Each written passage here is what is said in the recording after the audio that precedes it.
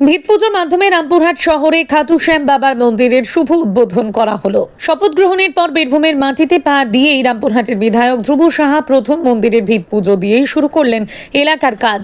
রামপুরহাটের চালধনি পুকুরের পশ্চিম পাড়ে লাকি সংঘের বটতলা ক্লাবের পাশে খাটু শ্যাম বাবার মন্দিরের ভিত পুজোর মাধ্যমে মন্দিরের শুভ সূচনা করা হয়। বিশিষ্ট সমাজসেবী ও ব্যবসায়ী শম্পা চ্যাটার্জির উদ্যোগে এবং লাকি সংঘের দান করা জায়গাতেই এই খাটু শ্যাম বাবার মন্দির তৈরি করা হবে।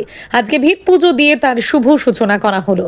উল্লেখ্য, খাটু শ্যাম হলেন মহাভারতের বীর বর্বরিক, যিনি ভগবান কৃষ্ণের আশীর্বাদে কলি যুগে শ্যাম নামে পূজিত হন।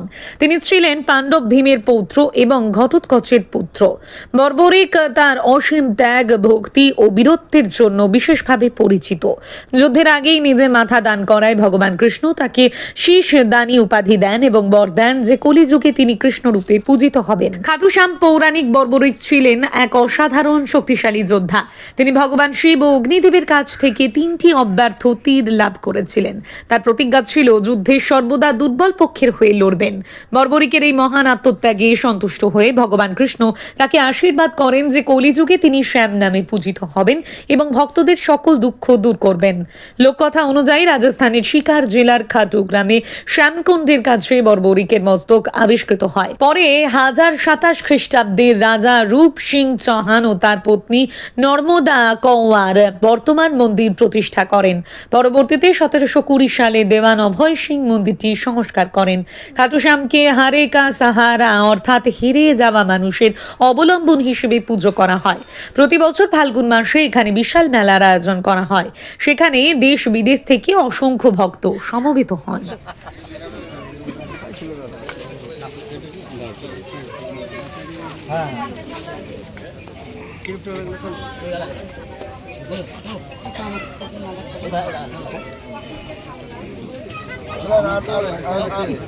ওইটাই আবার করিয়ে দিই, বিপ্লব রেখে দিই, অপনদাকে দিই, অপনদা বিপ্লবটা রেখে দিই দাও। একদম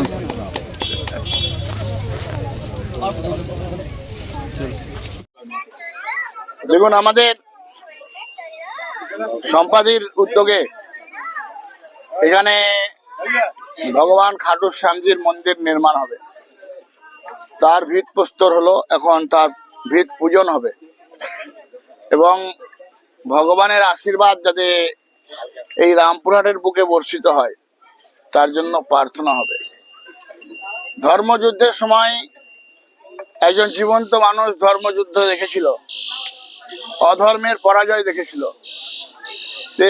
এই সময় যে যুদ্ধ হলো সেই যুদ্ধ ধর্মযুদ্ধই। অধার্মিকদের, ব্যভিচারীদের পরাজয় ঘটে ধর্মের প্রতিষ্ঠা হচ্ছে, তাই খাটু শ্যাম মন্দিরের প্রতিষ্ঠা হচ্ছে। ভগবান খাটু শ্যামের আশীর্বাদে এই রামপুরহাট বিকশিত হবে, সেই জন্য তাকে আমরা আহ্বান জানাচ্ছি তার মূর্তি স্থাপনের মাধ্যম দিয়ে। দেখুন, ভগবানের ঠিক সময় না হলে মন্দিরও হয় না, হঠাৎ নয়। ভগবান তো অপেক্ষা করছিলেন সেই সময়ের জন্য। পশ্চিমবাংলায় রামপুরহাটের মতো একটা গুরুত্বপূর্ণ জায়গা, তো সেই জায়গায় তার মন্দির হবে, সেই জন্য সময়েরও প্রয়োজন।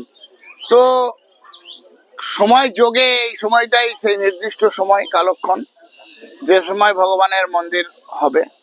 সেই জন্য এটা হঠাৎ কিছু নয়, তারই নির্ধারিত সময়, সেই নির্ধারিত সময়ই হচ্ছে। এরপরে কি কর্মসূচি হবে? সারাদিন কর্মসূচি। আমরা এখান থেকে হসপিটালে যাব। মানুষের আশা উচ্ছ্বাস বেড়েছে। যে ধরনের পরিষেবা, স্বাস্থ্য পরিষেবা হওয়া উচিত, সেই পরিষেবা মেডিকেল কলেজ হসপিটাল দেয় না, শুধু সিন্ডিকেট বাড়ি চলেছে। এখানে নো সিন্ডিকেট, কোনো সিন্ডিকেট থাকবে না।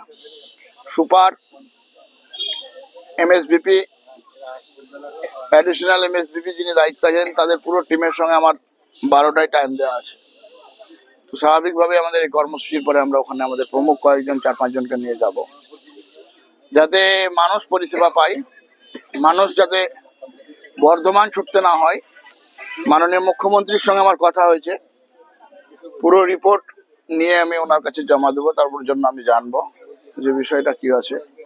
সেজন্য সেখানে যাব। সারাদিন ব্যাপী আজকেও সকাল থেকে সারা দিন ব্যাপী সকালে খড়বনাতে মানুষের সঙ্গে অভিনন্দন যাত্রা ছিল, এখানে বিকালে সাতগড়িয়াতে আছে, তারপরে টিচার্সরা আসবে আমাদের সঙ্গে, সকলের সঙ্গে আলাপ আলোচনা হবে, তারপরে সাংগঠনিক বৈঠক আছে। দিনভর আমাদের কর্মসূচি। যারা 1,11,567 জন মানুষ যারা ভারতীয় জনতা পার্টিকে আশীর্বাদ দিয়েছে, যারা আশীর্বাদ দিতে পারেনি, তাদের সকলের বিকাশের দায়িত্ব রামপুরহাটের বিধায়কের। সেই জন্য সকলকে নিয়ে চলার জন্য আমরা মানুষের কাছে যাচ্ছি। অনেকেই এসছে ভোটের পরে, রেজাল্টের পরে এসছে অনেকে, আবার অনেকে আসবে। সবাইকে আসতেই হবে, কারণ এটা মহামিলন তীর্থ, এখানে সবাইকেই আসতে হবে। সেই জন্য আমরা শুধু সময়ের অপেক্ষা করছি, আর শুধু কাজের মাধ্যমে সবাইকে ভালোবাসার মাধ্যমে আমরা টানবো। এখানে কোনো হিংসা থাকবে না, কোনো অত্যাচার থাকবে না, শুধু মানুষকে ন্যায় দেওয়ার জন্য প্রধানমন্ত্রী বার্তা নিয়ে সেই কাজকে আমরা এগিয়ে নিয়ে যাবো। ভাত শুধু খাবার নয়, ভাত মানে বাঙালির অনুভূতি, আর সেই অনুভূতির সেরা নাম ভিকে গোল্ড রাইস।